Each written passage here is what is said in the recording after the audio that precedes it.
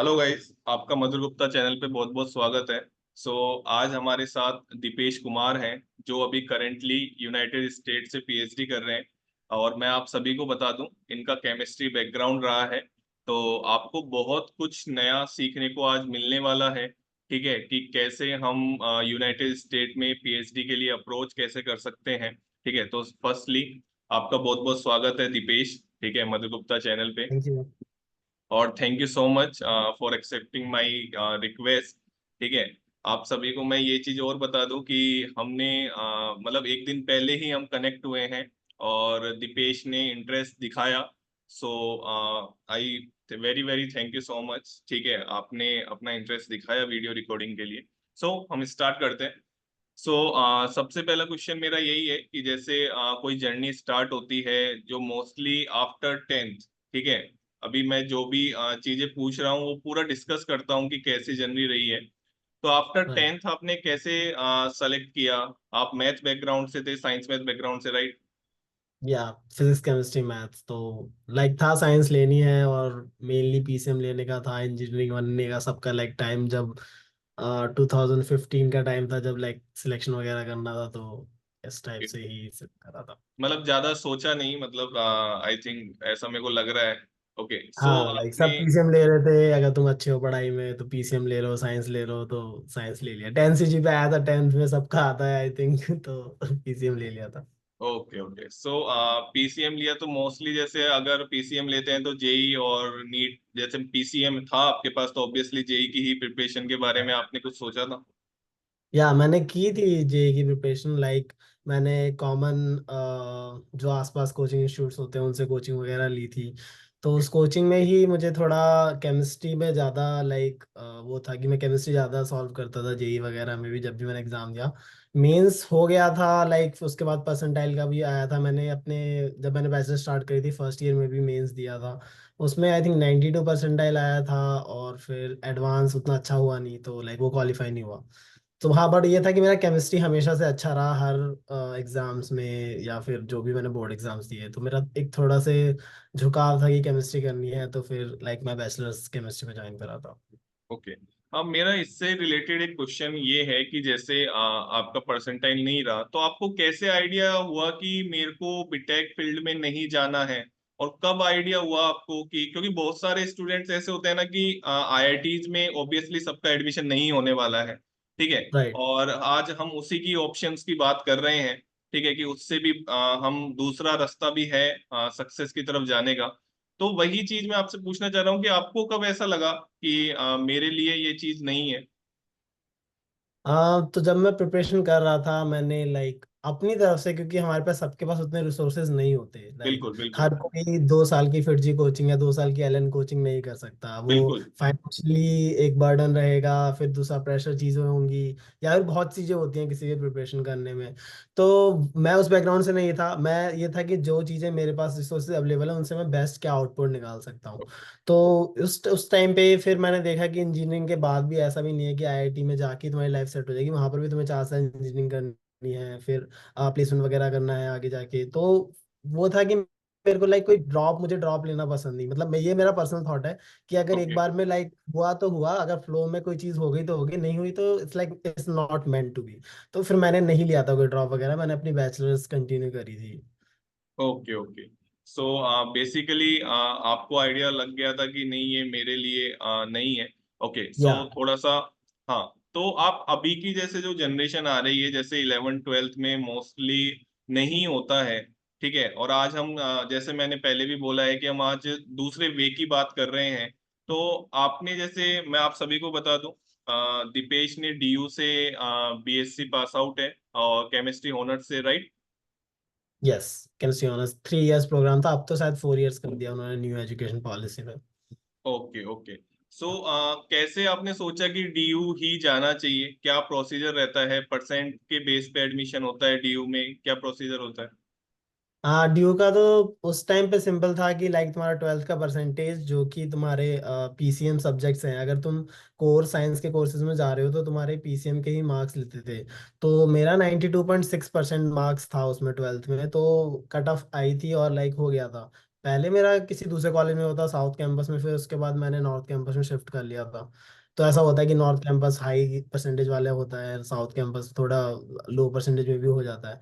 तो उसमें था मेरा कि नॉर्थ कैंपस में हो गया, और पीसीएम का मेन परसेंटेज देखना था। अब आई थिंक इस तरीके से है कि वो हाफ वेटेज सीयूईटी से लेते हैं, जो common central university test something होता है, यस और यस। हाफ लेते हैं बोर्ड्स का मार्क्स, हमारे परसेंटेज क्या आता है। Okay okay.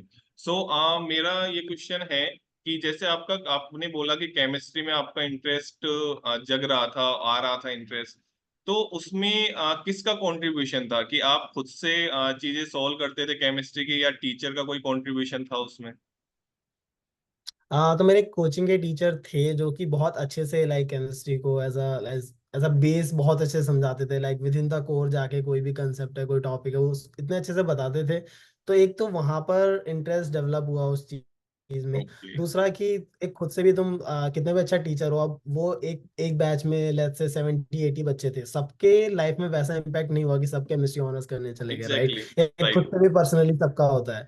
तो यस। मेरा भी लाइक उन्होंने एक तरह से मुझे इनिशिएट करा, एक तरह से इग्नाइट करा कि हाँ केमिस्ट्री को ऐसे देख सकते हैं। तो मैंने जब उसके बारे में और जाना और पढ़ा, तो मुझे लगा कि हाँ chemistry is something that you can pursue further, और लाइक तुम्हारा खुद का इंटरेस्ट है, कोई तुमसे बोल नहीं रहा कि जाओ केमिस्ट्री के क्वेश्चन सॉल्व करो या केमिस्ट्री की प्रैक्टिस करो। तो लाइक एक कॉमन खुद का ही इंटरेस्ट था कि आगे परस्यू करते हैं। Okay okay. सो मेरा नेक्स्ट क्वेश्चन यही है कि जैसे 3 साल का आपका डीयू का एक्सपीरियंस कैसा रहा? ठीक है, जो आप शेयर करना चाहें चीजें।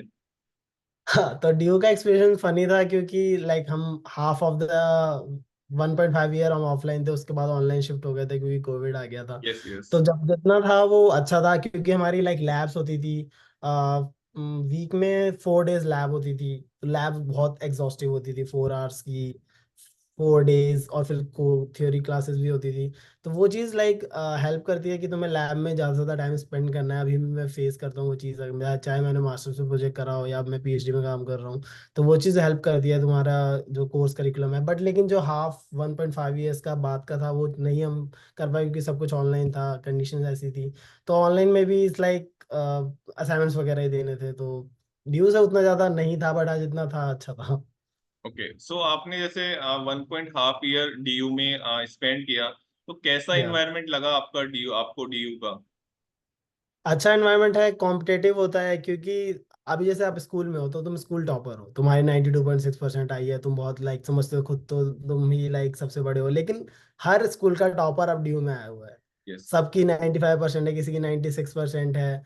तो तुम उनसे अब compete कर रहे हो, तो तुम्हारे जो पीयर्स हैं वो बहुत ज्यादा वो जानते हैं चीज़ों को, उनको मैनेज करना आता है, वो तुमसे ज़्यादा नॉलेज रखते हैं, वो बहुत चीज़ें ग्रैस्प कर लेते हैं आसानी से। तो तुम्हें लगता है कि तुम्हें भी अपने आप को अपस्किल करना पड़ेगा।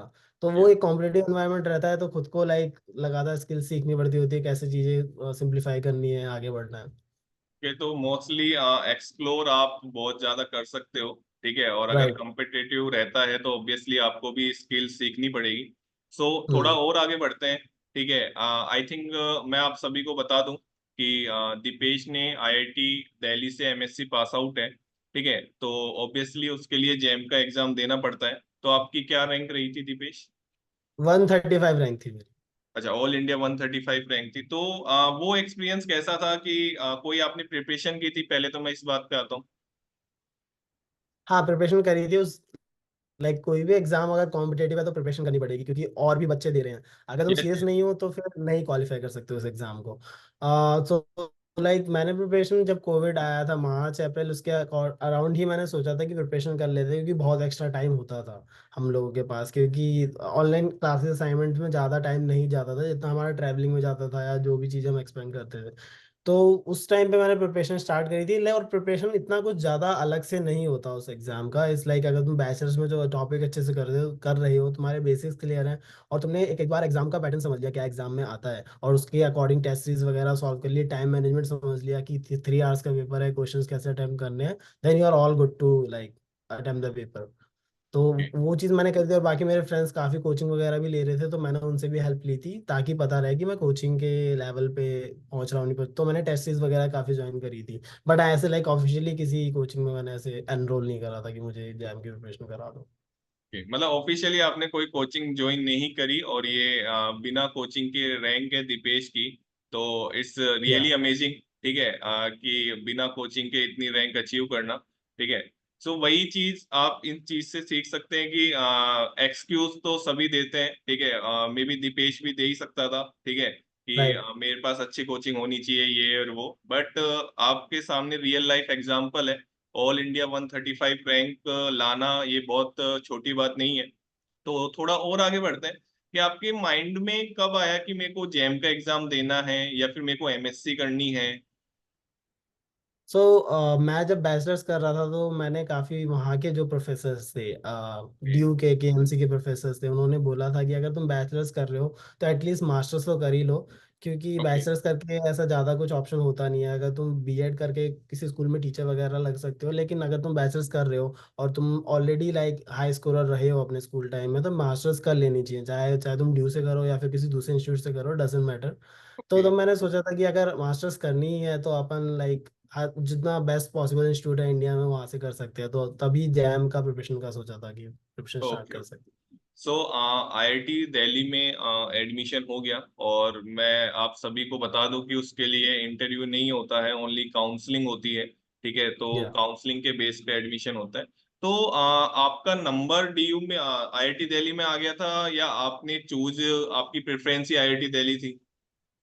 मैं मेरे लाइक नंबर ही आईआईटी दिल्ली में आया था, ऑब्वियसली आईआईटी बॉम्बे बेस्ट होता है।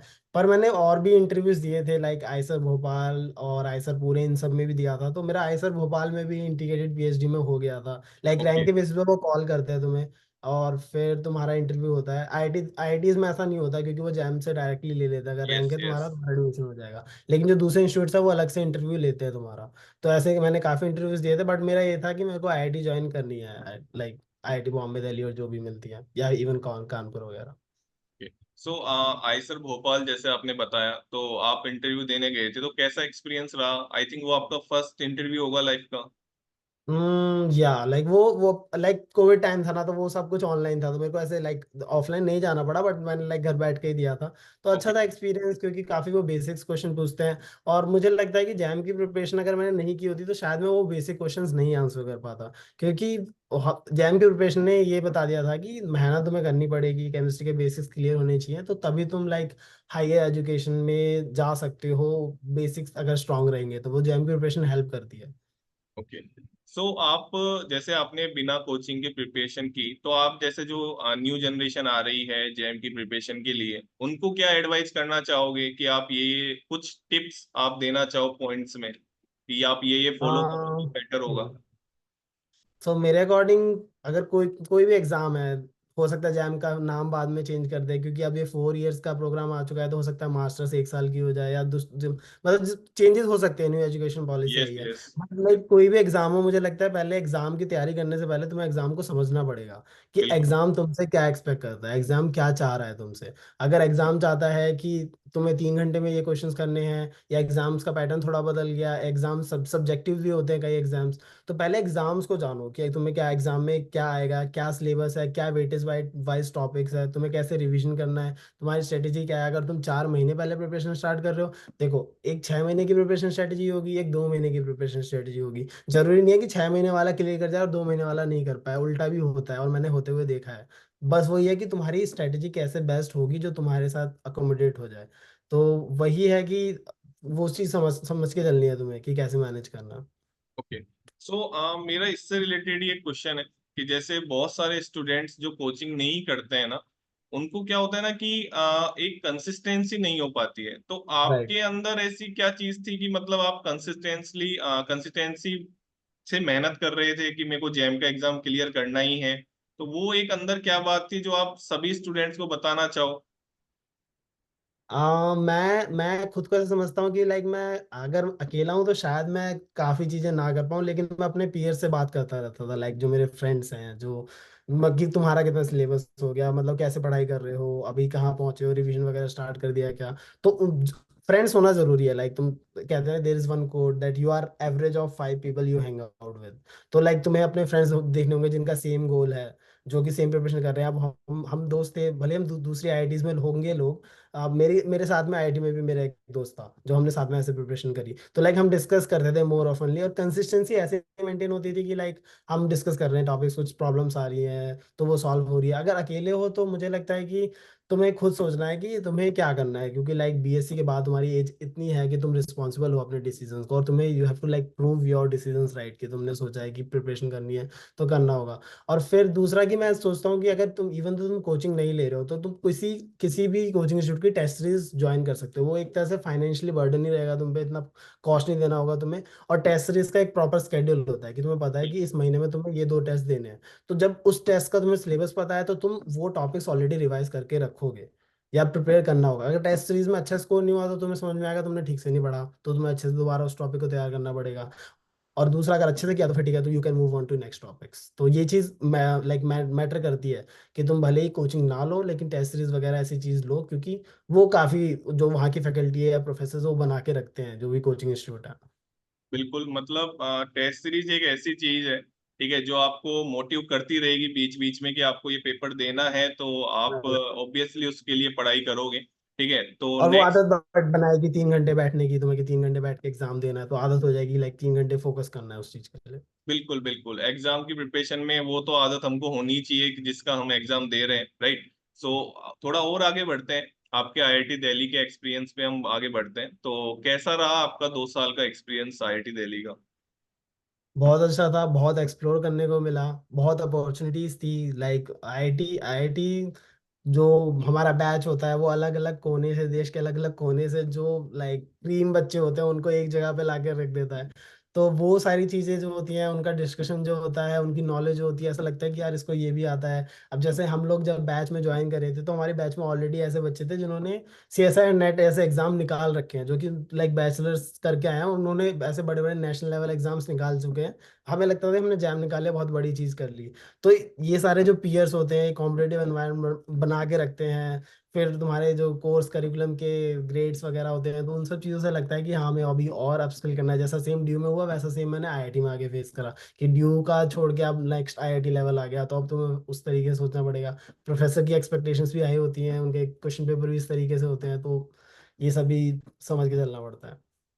सो मैं आपका देख रहा था रिज्यूम, तो उसमें मैंने ये देखा कि आपने बहुत सारी एक्टिविटीज में पार्टिसिपेट किया है, ठीक है। राइट। तो ये चीज आपके अंदर कहाँ से आई, मतलब डीयू से आई या आपके पहले से ही इनर सेल में थी? ये तो पहले से ही था, लाइक स्कूल में भी मैं जैसे जो हाउस कैप्टन काइंड वो होती है रिस्पॉन्सिबिलिटीज, या फिर जो भी ग्रुप की रिस्पॉन्सिबिलिटीज होती है स्कूल टाइम से। फिर बैचलर्स में जब आए तो जो भी सोसाइटीज वगैरह होती है, मुझे लगता है कि मैं वॉर्न आउट हो जाऊंगा सिर्फ किताबें पढ़ते पढ़ते, तो मुझे ओके। और सोसाइटीज में लाइक इंटरेक्ट करना पसंद होता है, लोगों से बात करना पसंद होता है, कि I don't want to miss any opportunity. जरूरी नहीं है कि तुम सिर्फ किताब पढ़ के ही कुछ अच्छा कर सकते हो। कई बार ऐसा होता है कि तुम किसी से बात करो तो वो ऐसी एक अपॉर्चुनिटी बता देगा जो कि तुम्हें शायद बाद में पता चलती कि यार ये चीज़ भी कर सकते थे। तो मैं हमेशा सीनियर्स वगैरह से इंटरेक्ट करता था, और सोसाइटीज बेस्ट चॉइस होती हैं, क्योंकि वो लोग ऑलरेडी उसमें कुछ मिलके कुछ काम कर रहे हैं। लेट्स से कोई सेमिनार ऑर्गेनाइज करा रहे हैं, कोई बाहर से बड़ा स्पीकर आया है, तो तुम्हें वो अलग से टाइम मिल सकता है उस स्पीकर के साथ, उस प्रोफेसर के साथ बात करने का। तो जो 2-3 मिनट होते हैं वो लाइक वो बहुत बड़े कॉस्ट हो सकते हैं कि तुम आगे जाके उसको परस्यू करो, कुछ उनके डायरेक्शन में काम करो, क्योंकि उनका और थॉट लेवल अलग होता है नॉर्मल जो हमारे बैच के बच्चे हैं उनसे। बिल्कुल बिल्कुल, एक बहुत प्यारी बात दीपेश ने यहाँ कही है, ठीक है, और मैं उसको बहुत हाईलाइट भी करना चाहूंगा कि केवल बुक से ही नॉलेज नहीं आती है, ठीक है। और जो बोलते हैं ना कि हमको बात करना नहीं आता है और जिनको डर लगता है, ठीक है, ऑब्वियसली मैं अगर मैं मेरी बात करूँ तो मैं बीएससी के टाइम इतना ओपन नहीं था, बट मास्टर्स के टाइम भी इतना ओपन नहीं था इवन। बट लाइफ में टर्निंग पॉइंट्स आते हैं, और उस टर्निंग पॉइंट के बाद आज बहुत लोगों से इंटरेक्शन भी हो रहे हैं।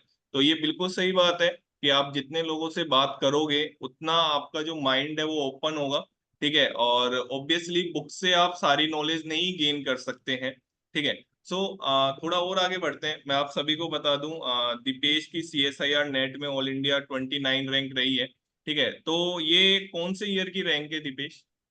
ये लास्ट ईयर जून 2023 है। Okay, so after during MSc third semester, right? या सबने like 4 semester at the end, या 4 सेमेस्टर Feb 2023 एग्जाम हुआ था, जून 2023 रिजल्ट आया था। ओके, सो आपको कोई अलग से प्रिपरेशन करने की नीड हुई, या फिर आईआईटी ने ही इतना प्रोवाइड करवा दिया कि आपने एग्जाम क्वालिफाई कर लिया? अगेन लाइक सेम चीज, आईआईटी का वो लाइक एक्सपेक्टेशंस हाई होते हैं, उनका कोर्स करिकुलम इस तरीके से होता है। बेसिकली जो ये सीएसआई नेट या गेट जैसे एग्जामिनेशंस होते हैं जो नेशनल लेवल के होते हैं, उनके क्वेश्चंस भी वही प्रोफेसर बनाते हैं जो तुम्हें पढ़ा रहे हैं।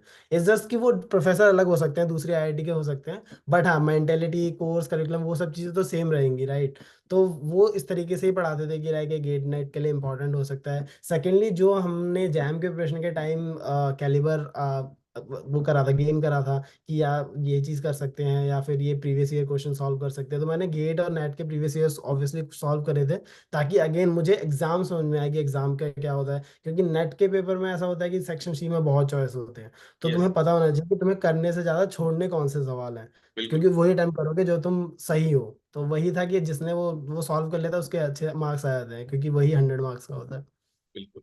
सो थोड़ा रिलेट करते हैं और आगे। तो जैसे मैं आप सभी को बता दूं, मैंने पहले भी बताया हुआ है कि अभी दीपेश पीएचडी कर रहे हैं यूनाइटेड स्टेट से, ठीक है।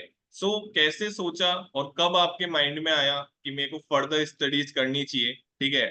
मेनली नॉर्थ साइड का ऐसा है, जब मैं एमएससी राइट। कर रहा था आईआईटी कानपुर में, तो मुझे सराउंडिंग ऐसे मिलती थी कि जॉब करनी है नॉर्थ साइड में, ठीक है, एमएससी के या निकलते ही। तो आपके माइंड में कब आया कि मेरे को फर्दर स्टडी करनी है?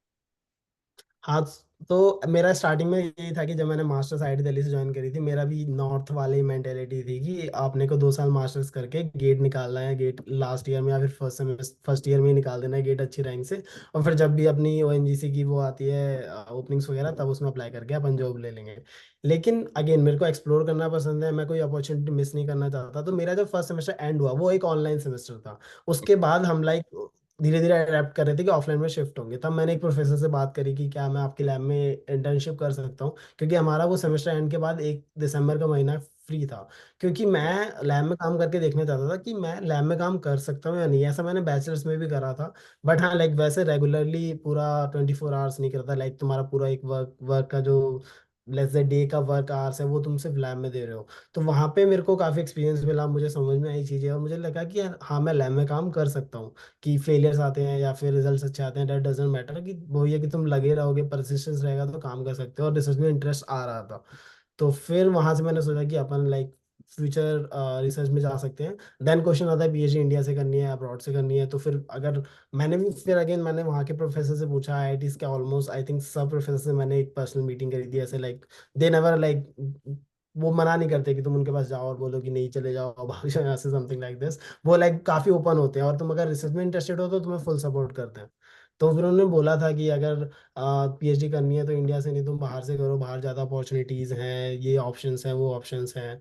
तो फिर मैंने सोचा था कि हाँ पीएचडी बाहर से करनी है, देन कंट्रीज वगैरह आपस में डिसाइड हो गया था। ओके। मेरे को एक क्वेश्चन इससे रिलेटेड ही पूछना है कि जैसे आपने सब प्रोफेसर से बात करी, हम्म। जैसे अगर मैं मेरे जैसे भी बहुत बच्चे आईआईटी में पहुंचते हैं, ठीक है, वो डिस्कस नहीं कर पाते हैं, और आई थिंक कि डर भी लगता है, मैं ऐसा भी कह राइट। सकता हूँ, राइट। ठीक है, अगर मैं उसको सही सीधी लैंग्वेज में बात करूँ तो हम्म। वो आपके अंदर शुरू से ही, आई थिंक ऐसा मेरे को लग रहा है आपकी बातों से, कि आपके अंदर वो शुरू से ही नहीं था बात करने हम्म। का, ठीक है। या तो वो कितना इफेक्ट डालता है कि आपने आईआईटीज के प्रोफेसर से बात करी, ठीक है, और आपको डिसाइड हुआ, आपके डिसीजन में वो कितना कंट्रीब्यूट किया, लोगों से बात करना, लोगों से इंटरेक्ट करना? हाँ, तो मुझे लगता है कि इंटरेक्शन अगेन एक्सप्लोर करना जरूरी है। अपॉर्चुनिटी तुम मिस नहीं करना चाहते, तो मैंने ऐसे प्रोफेसर के बाद से इस बात भी बात करी जिन्होंने 5 साल यूएस में बिताए हैं, लेकिन उन्होंने ओके, पीएचडी करी है। जब शायद ओके, मैं पैदा भी नहीं हुआ था तब उन्होंने पीएचडी करी है। और कुछ ऐसे जिन्होंने जर्मनी में भी पीएचडी करी है, तो उन दोनों ने ही प्रोज एंड कॉन्स बताए, लाइक जर्मनी में क्या सीन होता है, यूएस में क्या सीन होता है, क्या अपॉर्चुनिटीज हैं, या फिर यूरोप में या दूसरी कंट्री से कहीं से पीएचडी करते हो तो उसमें क्या अलग अलग चीज़ें तुम एक्सप्लोर कर सकते हो।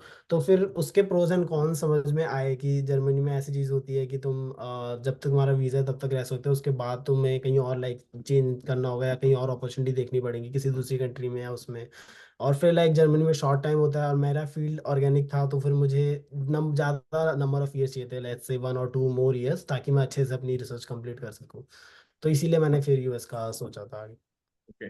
सो मैं फिर से आप सभी को ये चीज बता दूं, ठीक है, कि इंटरेक्शन लाइफ में बहुत इंपॉर्टेंट होते हैं। ठीक है, चीजें बहुत आसान हो जाती हैं अगर आप किसी से जाके बात करोगे। ठीक है, और राइट। घबराने की आई थिंक बिल्कुल जरूरत नहीं होती है। ठीक है, मैं आप सभी को ये चीज बार बार हाईलाइट कर रहा हूँ क्योंकि मैं उस चीज से गुजर चुका हूँ। ठीक है, कि अगर आप इंटरेक्शन नहीं करते हैं ना तो बहुत प्रॉब्लम फेस करनी पड़ती है आपको। ठीक है, सो आगे बढ़ते हैं थोड़ा सा और। ठीक है, कि आपने यूएस से ही पीएचडी करने का क्यों सोचा, या फिर आपने इंडिया में भी कहीं इंटरव्यूज दिए थे क्या? इंडिया में मैंने इंटरव्यूज नहीं दिए थे। उसका मेन रीजन था कि मेरे को लाइक ऑफर लेटर, अगर तुम फॉरेन यूनिवर्सिटी में अप्लाई कर रहे हो तो यूएस में स्पेसिफिकली तुम्हारा ऑफर लेटर जनवरी तक आ जाता है। ओके। जनवरी या इवन तो दिसंबर तक आ जाता है। जैसे तुम थर्ड सेमेस्टर में अप्लाई करते हो तो तुम्हें दिसंबर एंड या जनवरी स्टार्टिंग में, मतलब जनवरी के मंथ में पता लग जाएगा कि तुम यूएस जा रहे हो या नहीं जा रहे हो, क्योंकि ऑफर लेटर तब तक यूनिवर्सिटीज भेज देती है। तो फिर मैंने ऐसा कुछ सोचा नहीं था अप्लाई करने का। नहीं तो ऐसा था कि इन केस नहीं होता तो मैं आईआईटी बॉम्बे में अप्लाई करता पीएचडी के लिए, इन केस मेरा फॉरेन जाने का मन नहीं होता, या फिर आईआईसी बैंगलोर में भी। तो मैंने पर कहीं अप्लाई नहीं करा था क्योंकि ऑफर लेटर आ गया था, तो मैं ना उनका टाइम वेस्ट करना चाहता हूँ ना हमारा। क्योंकि हो सकता है कोई और अच्छा कैंडिडेट हो जिनको वो एडमिशन ले सके और मैं उनकी सीट ले लूँ, क्योंकि उनको लगे कि I am more worth it. So इसीलिए मैंने नहीं करा कहीं अप्लाई। ये जो थॉट है दिपेश का, ठीक है, और बहुत ही बढ़िया थॉट है। ठीक है, कि उसको माइंड क्लियर था कि मेरे को यहाँ पे जाना है, तो ऑब्वियसली उसने किसी की सीट खराब नहीं करी है। ठीक है, राइट। और आई आई होप कि ये थॉट सबके माइंड में आ जाना चाहिए कि अगर हमको उस डायरेक्शन में नहीं जाना है तो हम हम्म। ऑब्वियसली एक सीट भी किसी के लिए बहुत इंपॉर्टेंट होती है। ठीक है, सो राइट। थोड़ा और आगे बढ़ते हैं कि आपने यूएस को ही क्यों, मतलब यूएस में ही जाके पीएचडी, क्योंकि जर्मनी भी है पीएचडी करने के लिए। ठीक है, बहुत राइट। सारी जगह है, मैंने बहुत इंटरेक्शंस किए हैं। तो आपने यूएस को ही क्यों प्रेफरेंस दी? मेरा रीजन ये था कि मेरी जो रिसर्च है वो organic chemistry, like synthesis, core organic synthesis होता है, तो उसमें तुम्हारे रिजल्ट से ज़्यादा फेलियर्स होंगे होंगे तो तुम्हें मोर नंबर ऑफ ईयर्स चाहिए कि तुम्हारी रिसर्च अच्छी हो। तो ये था श्योर कि मेरे को 4-5 ईयर्स की फंडिंग हो। जर्मनी में मोस्टली होता है कि तुम्हारी 3 ईयर्स की फंडिंग होती है, आई नो कई की 4-4.5 ईयर्स तक भी चल जाती है, बट लाइक मैं कोई वो नहीं चाहता था इनकन्सिस्टेंसी कि मुझे अब फंडिंग का सोचना पड़े कि मैं फंडिंग कहाँ से लाऊंगा या in middle of my research. और फिर US in terms of opportunities ज़्यादा अच्छा था, काफ़ी सीनियर्स यहाँ पर थे जो बता सकते थे कि लाइक पीएचडी के बाद भी यहाँ पे जॉब अपॉर्चुनिटीज़ हैं, पोस्ट डॉक वगैरह तो रहता ही है अगर तुम्हें फर्दर रिसर्च करने जाना है, साइंटिस्ट वगैरह बनना है, या फिर इवन दो फर्दर प्रोफेसर वगैरह बनना है। तो मेन ये रीज़न था कि मुझे ड्यूरेशन ज़्यादा चाहिए था थोड़ा मेरी अपनी पीएचडी अच्छे से करने के लिए। और दूसरा यहाँ पर जो टीचिंग असाइनमेंट्स वगैरह मिलते हैं, लाइक ये रिस्पॉन्सिबिलिटीज मिलती हैं कि तुम अंडरग्रेड्स को लैब्स कराते हो या फिर उनके लेक्चर्स वगैरह लेते हो, तो वो एक्सपीरियंस भी बहुत जरूरी है इन केस तुम्हारा फ्यूचर में प्रोफेसर बनना है। तो जब मैं अप्लाई कर रहा था तो मेरे को था थोड़ा इंटरेस्ट, बट अभी मतलब लाइक श्योर नहीं था कि प्रोफेसर नहीं बनना है अपने को, क्योंकि वो बहुत लॉन्ग जर्नी है। It's like yes, yes. Saying 5 to 10 years down the line, 5 साल पीएचडी, फिर तुम्हारा पोस्ट डॉक, उसके बाद कहीं अगर फैकल्टी ओपनिंग निकलती है तो वही था कि बट मैं लाइक अब मैं अपनी अपॉर्चुनिटीज तो नहीं मिस करना चाहता ना, कि जब मुझे यूएस में जाके टीचिंग रिस्पॉन्सिबिलिटीज मिल सकती है तो मैं सीवी में ऐड कर सकता हूँ कि मैंने अंडरग्रेड्स को पढ़ाया है। जैसे इस अब तक मैंने 2 सेमेस्टर्स टीचिंग लैब्स कराई हैं अंडरग्रेड्स की, जिसमें मेरे 24 ऐसे स्टूडेंट्स रहे हैं जिन्होंने लाइक मुझे फीडबैक दिया है कि तुम्हें कैसे बोलना चाहिए, कैसे करना चाहिए, नई कंट्री में आना है, इंग्लिश स्पीकिंग कंट्री है, इनके अकॉर्डिंग बोलना है, इनका एक्सेंट अलग है। तो वो सब चीज़ें सीखने को मिलती है। वो चीज़ मुझे लगता है जर्मनी में नहीं मिल सकती थी, क्योंकि वो लाइक कोर रिसर्च है, तुम्हें सिर्फ लैब में जाके ही काम करना है। तो तुम्हें टीचिंग का जो एक्सपीरियंस है वो नहीं मिल पाएगा। ओके, मतलब मोर एक्सप्लोर, आपको जहाँ अपॉर्चुनिटी मिलेगी। ठीक है, मैं आपकी कन्वर्सेशन से यही देख पा रहा हूँ कि आप जहाँ पे भी आपको मोर एक्सप्लोर करने का मौका मिलेगा तो आप राइट। उसी चीज को प्रेफरेंस देंगे। ठीक है, तो आपका अभी पीएचडी का जो आप अभी कर रहे हैं, मैं आप सभी को बता दूं, 2023 से आई थिंक आपने स्टार्ट किया है। ठीक है, तो अप्रोक्स 1 ईयर हो चुका है। तो कैसा एक्सपीरियंस रहा है आपका वहाँ पे? यहाँ पर एक्सपीरियंस अच्छा है, बेटर है इंडिया से, क्योंकि यहाँ पे वर्क लाइफ बैलेंस होता है। लेकिन वही कि काफी चीजें तुम्हें इंडिपेंडेंट करनी पड़ेगी, तुम खुद रिस्पॉन्सिबल हो चीजों के लिए। इंडिया में था कि हम मैस में खाना मिल जाता था, तो यहाँ पे खुद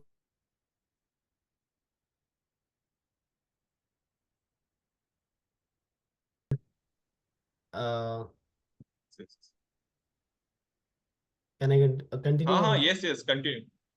ओके। हाँ, तो मेन वही था कि लाइक इंडिपेंडेंट होना पड़ेगा यहाँ पे। और फिर चीजें हैं थोड़ी बहुत, लाइक कभी कभी लगता है कि सब चीजें खुद से करनी पड़ रही है। इंडिया में नहीं होता ऐसा, क्योंकि मैंने देखा है हमारे पीएचडी सीनियर्स को लैब में काम करते हुए, और फिर देन उनको एटलीस्ट फूड की तो प्रॉब्लम नहीं होती। इंडिया में फूड तुम्हें हर जगह मिल जाएगा, बहुत यस। सारे रेस्टोरेंट हैं, बहुत बहुत सारी चीजें हैं। लेकिन यहाँ पर ऐसा नहीं है। और यहाँ पे लाइक यहाँ पे हैबिट्स अलग हैं, कल्चर अलग है। कल्चर शॉक लगता है तुम्हें कि यहाँ पे जो लोग खाते हैं वो इंडिया से बहुत अलग है। यहाँ पे इनके स्पाइसेस ज़्यादा नहीं होते, ब्लैक पेपर के अलावा ज़्यादा कुछ नहीं होता। लेकिन इंडिया में तो मसाले ही 12-13 तरह के होते हैं।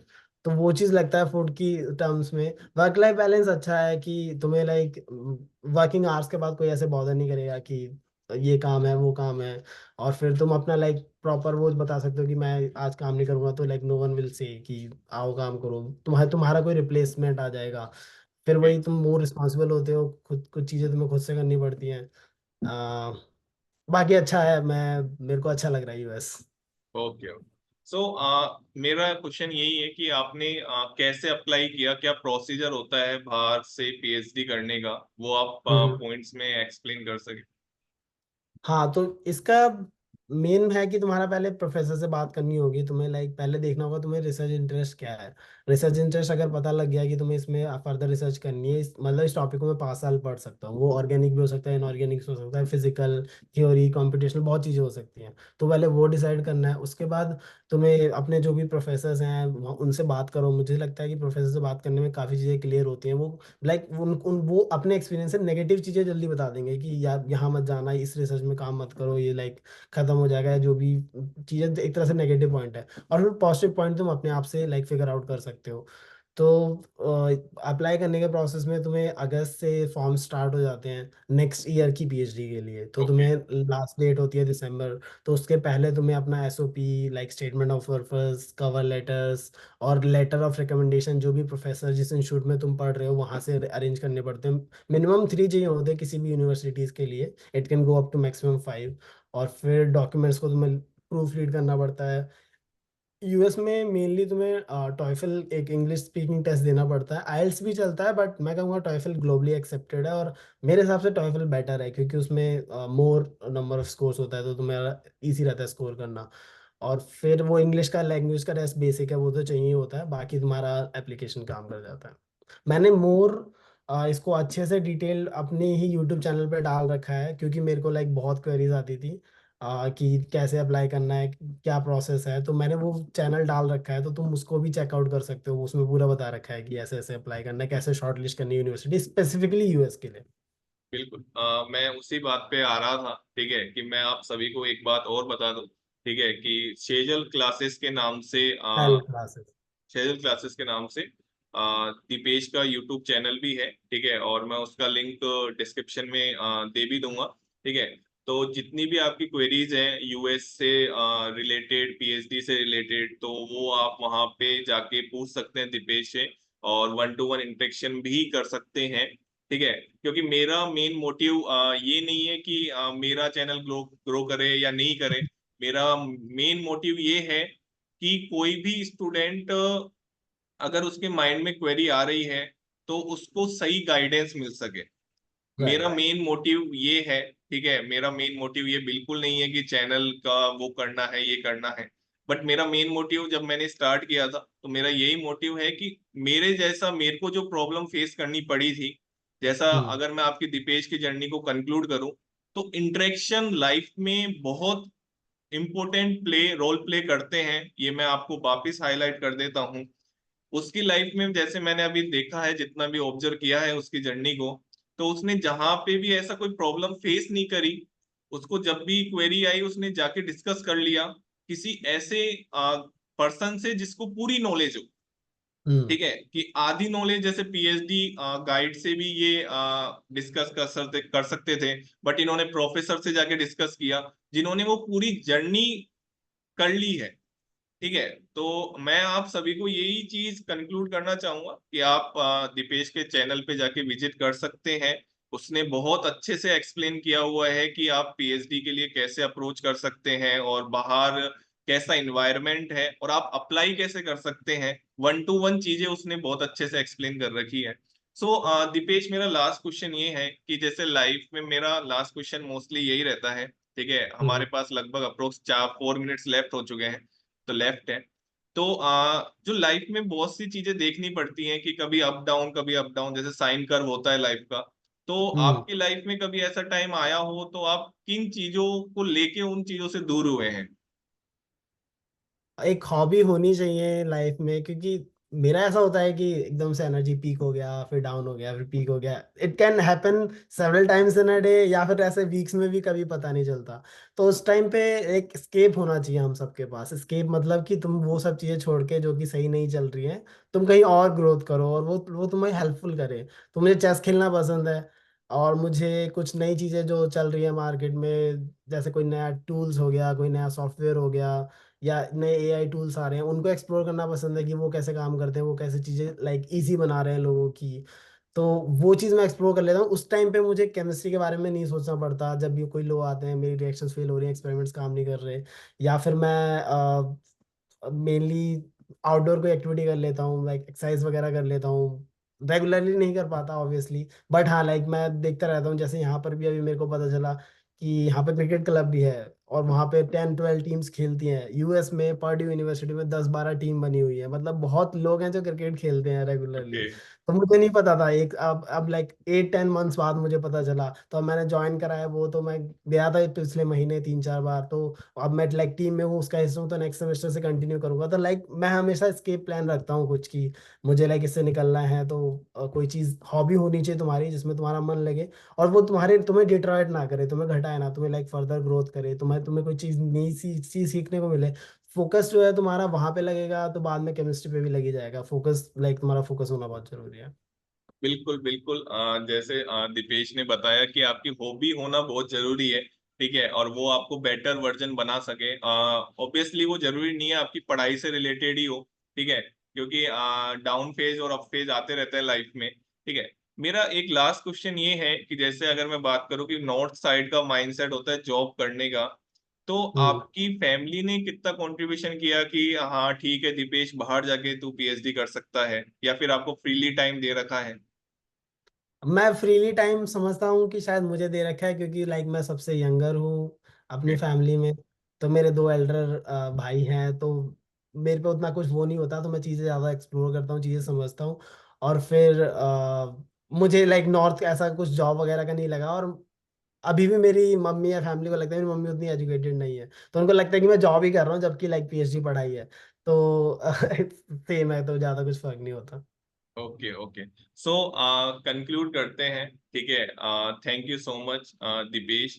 ठीक है, और आप दीपेश की जर्नी से ये चीज सीख सकते हैं, ठीक है, कि लाइफ में एक्सक्यूज देने से अपॉर्चुनिटी हम खो देते हैं। ठीक है, इसने हम्म। कभी कोई कोचिंग नहीं करी है। ठीक है, लेकिन उसको कभी एक्सक्यूज भी नहीं बनाया है, फ्रेंड से डिस्कस करके उस चीज तक पहुंचा है। आईआईटी दिल्ली तक पहुंचना ये बहुत छोटी बात नहीं है, बहुत बड़ी बात है। ठीक है, ऑल इंडिया 135 रैंक जैम में रही है, ऑल इंडिया 29 रैंक रही है सीएसआईआर नेट में। So thank you so much. और जिनको भी क्वेरी होगी वो दीपेश का चैनल विजिट कर सकते हैं। और वापस मौका मिला तो हम एक वीडियो और लेके आएंगे दीपेश के साथ, और वो ओनली और ओनली पीएचडी के लिए होगी कि कैसे आप अप्लाई करते हैं और कैसे क्या करना चाहिए। ओके, सो कंक्लूड करते हैं। Thank you so much Deepesh, आपने मेरा thanks brother for invitation the